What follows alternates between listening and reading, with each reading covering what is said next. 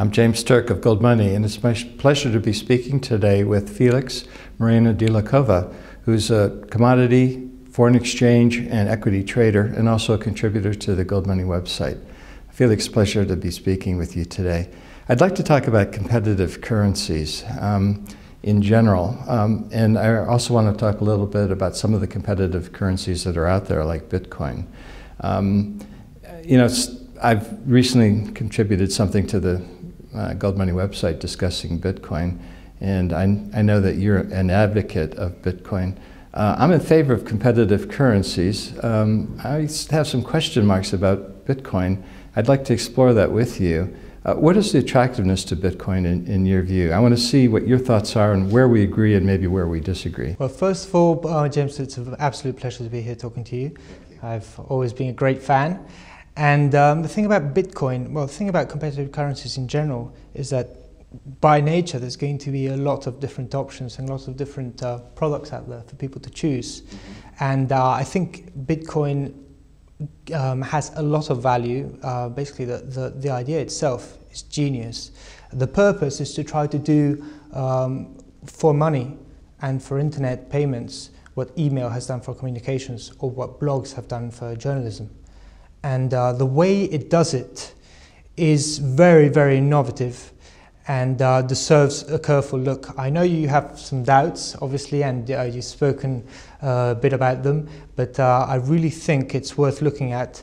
The first thing you have to understand that Bitcoin is three things. It's the blockchain, the protocol, and the client, the actual program that runs Bitcoin.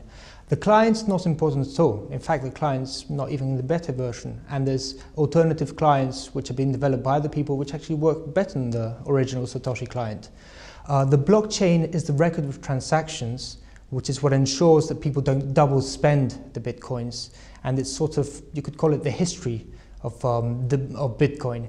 And that's probably going to stick around for a long time, even if Bitcoin doesn't succeed or is replaced by something better. The idea of having a public record of all transactions is such a genius idea and such a great way to use distributed networking and P2P networking to stop a decentralized system of stopping double spending. It's such a genius idea that that's going to, we'll see it again in many other uses.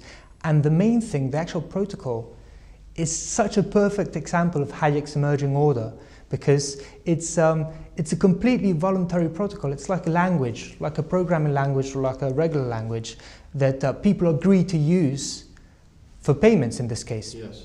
Could be for other stuff, it could be for software, but in this case it's for payments. And the actual protocol is the DNA of Bitcoin, and it's so well designed, it's almost designed by a gold bug, because it emulates the way that gold became money. I know you're going to bring up Mises' regression theorem, obviously. No, I'm not going to bring up Mises. I'll bring up something a little bit more fundamental.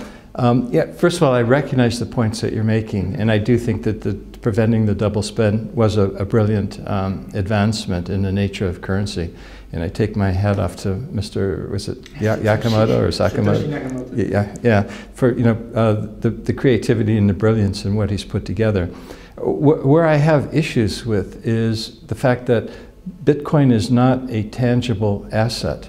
If I have a piece of silver in my hand or a piece of gold, it's a tangible asset. And if I use that to purchase from you an asset or some good or service, the exchange is extinguished at the moment that those assets are exchanged for one another. You're giving a tangible asset in return for a tangible asset.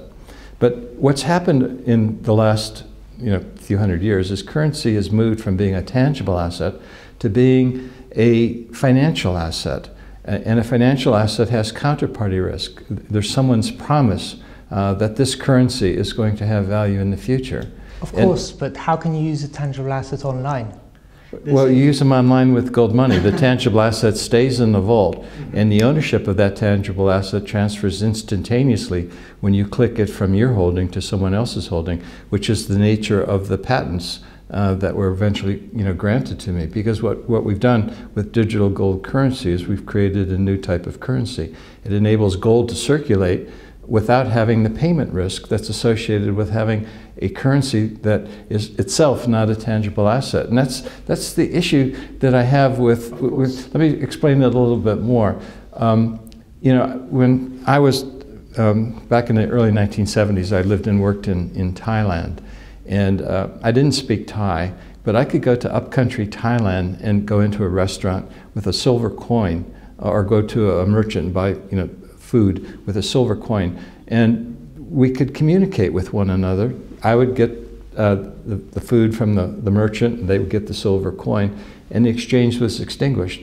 But if I went up there with a diamond or, you know, other tangible assets that are not easily understood or easily to value in general, transaction wouldn't be completed. Now, I'm not a programmer, and so I don't understand all of the ins and outs of Bitcoin. I understand fundamentally, but I haven't actually read the programming to see how beautiful it is as people describe it to me, who are programmers. So, you know, I have a hard time, you know, conceptualizing and seeing, you know, Bitcoin from that light, given my orientation towards tangible assets as a form of currency. And I agree with you. I mean, you're right when you say Bitcoin is not backed by anything tangible. You're completely right. The only thing that Bitcoin is backed by is demand, the amount of people who agree to use the same protocol. By the way, the one thing that you would appreciate, even without being a programmer, about why the Bitcoin protocol is so beautiful, is the way that it creates artificial scarcity by limiting the amount of Bitcoins that can be produced. Yes, understood. That's just like thing. gold. Exactly, exactly. Yeah. Just like but see, gold is, the scarcity comes from the fact that it's dispersed in the Earth's crust in such a way that even though technology advances over the years, the gold is harder to find and harder to mine because it's becoming more and more, it's going into deeper locations, or, you know, we're trying to extract gold at a smaller grade than, you know, the old timers did, you know, 40, 50, 60 years ago. So there are a lot of similarities, but at the end of the day, Bitcoin is not a tangible asset, but it has tangible nature to it in the sense that the programming itself has some value, but it's not like it's something you can put in your hand. The other point that you made, though, that is the similarity to gold, is that it's how people perceive it. And that gets back to Austrian economics, that value is subjective. You know, the old saying goes, one man's treasure is another man's junk. You know, some people might like a particular artist, and other people might say, well, that artist is terrible. And, you know, one guy might pay, you know, $1 million for a Picasso, and another guy would say, I wouldn't pay a penny for a Picasso. Isn't that also true with currencies? And that's the beauty for competing currencies? That is the beauty for competing currencies. But the thing about Bitcoin is that, well, firstly, it's completely decentralized. I mean, with a payment system backed by gold or backed by someone, you always have to trust the issuer. Yes. It's always going to be a central record, and that makes it vulnerable, but also less flexible than a decentralized system. Basically, to shut down Bitcoin, you need to shut down the internet. Mm-hmm. And also, you could say, I mean, the way that Bitcoin was created mainly by programmers was based on things like protocols, like HTML, like programming languages, like email, and that is actually a fairly good backing because they can see where they come from. They can see how many programmers could see that, but the average guy in the street like me cannot. But the average guy in the street doesn't need to know how things work. He just needs to be able to use them easily. There's a huge demand for online cash, not a credit system, not a payment system. Cash, something that can be used just as easily as I can buy something with €1 or $1 at a store. That does not exist right now. That demand is not being met, and Bitcoin is one of the leading solutions trying to meet that demand. And if it succeeds, it will be very difficult to beat. Yeah, I understand the reasons for online cash and the need for online cash, and I'm in complete agreement with you there that we do need a product. But again, I want to just come back to this point. How do you get people to accept Bitcoin as a form of currency where they're going to put some wealth in and you know, take the risks of owning Bitcoin? Well, I would advise anyone to own a great deal of Bitcoins right now because it's still in very early stages. It's still very speculative. It's very volatile. In fact, I think volatile meaning that its exchange rate exchange relative to national currencies can go up and down. Exactly. Exactly. It can move a lot right now because it doesn't have enough critical mass. Right now, it's already very useful as a payment system. In fact, I think it combines extremely well with gold. People could save in gold, hold wealth in gold, but then when they have to move, they're not going to move the gold from one country to another. They can just send some Bitcoins and buy the gold at the other country. It's so simple, it can already be done. Yeah, or in theory, just leave the gold in the vault and use gold money to click their ownership of gold to someone else, and the gold still stays there. Of course, James, although but they can't do that right now. Well, they can if they live in Jersey, because we haven't stopped the payments everywhere. We're still doing that, and hopefully at some point in time in the future, when the regulatory environment improves, we'll be able to reestablish that service.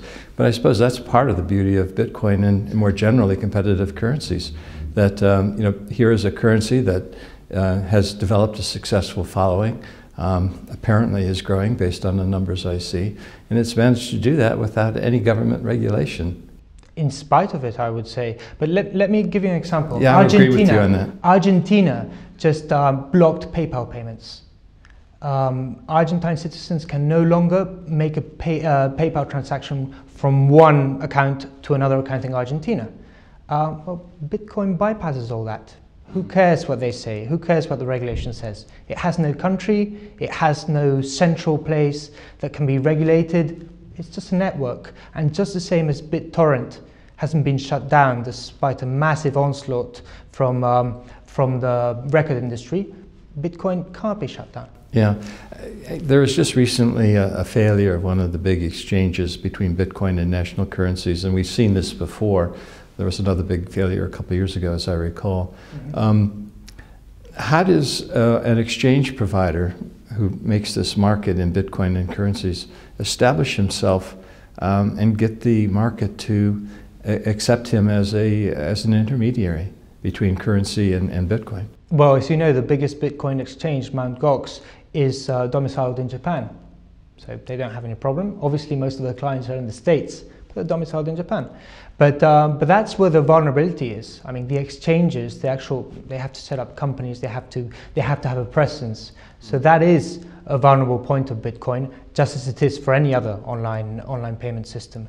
But the thing is that Bitcoin can work without them. Mm-hmm. They're useful, they add value, they add liquidity, but you don't need them. Yeah, it's peer-to-peer, it's 100% peer-to-peer. Well, to me, what I really like about Bitcoin is it's pushing the edge of the envelope. It's causing people to think, it's causing people to understand that, hey, there's more out there than just something that comes from a government central bank or a government, more generally, that, the market can create alternatives. And that's where the competitive currency thing comes in. In the States, Ron Paul has pushed forward this competitive currency thing that basically unleashes the forces of the free market, unleashes entrepreneurial spirit and thinking to create different alternatives, to come up with a currency that reduces the impediments to interacting with one another. And so in that regard, I think Bitcoin has been in the forefront of creating something new and creative, and therefore I take my hats off to it.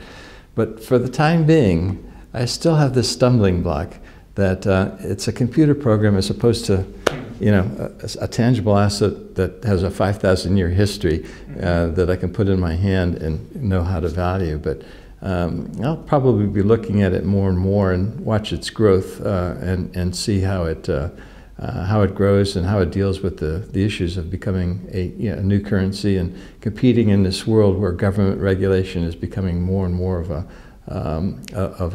impediment to the free flow of money and capital across borders. Any final thoughts you'd like to add on this? Yes, I agree with you that nothing can beat gold's 6,000-year-old history of use as money. But you use email. You've only been using it for the past 20 years max. Bitcoin might not be the be-all and end-all, but it's a very valid experiment, and as you say, a great illustration of how experimentation, competitive currencies can allow all kinds of solutions to spring forth, and I hope to see many more. Yeah, let me just end on one thing that I think fits in with our general conversation, and it's a point that I've made time and again, but I think it's really sort of important, particularly in view of this conversation. I distinguish between money on the one hand and currency on the other. Money doesn't have any history. It does the same thing today that it did 1,000 years ago, or 2,000 or 5,000 years ago. It enables us to communicate value with one another when we interact with one another in society. So that's what money does. It's a mental tool, as Mises described it. Mises, the great Austrian economist. Currency, on the other hand, does have a history. It evolves and changes. And up until 1694, with the creation of the Bank of England, currency was always a tangible asset. But after that, currency became a financial asset, which has counterparty risk and payment risk and all these other issues. So, currency continues to evolve, and I think Bitcoin is an important step in the involvement as currency evolves. You're bringing modern technology to bear in a form of a payment mechanism that the world has never seen before, and I think that's a very, very positive step. But the question I have in my own mind is going back to what we had prior to 1694, where currency is once again a tangible asset, and ultimately that's the vision I have for gold money, using a tangible asset once again as currency without eliminating the counterparty risk and the payment risk associated with it. So I don't know. We'll see. I look forward to very healthy competition between different possible solutions. Well, that I agree with completely, and I really hope that governments around the world do take this competitive currency initiative that we're starting to see in a number of different places, take it seriously, allow different currencies to circulate without government intervention, without impediments imposed on the free market, without impediments imposed on individuals exercising their individual choice and free will. Felix, thank you very much for sharing your thoughts with me. I really do appreciate it. Felix Moreno-de-la-Cova, thank you again. A pleasure. Visit us at www.goldmoney.com and click on the Sign Up button to open your free holding.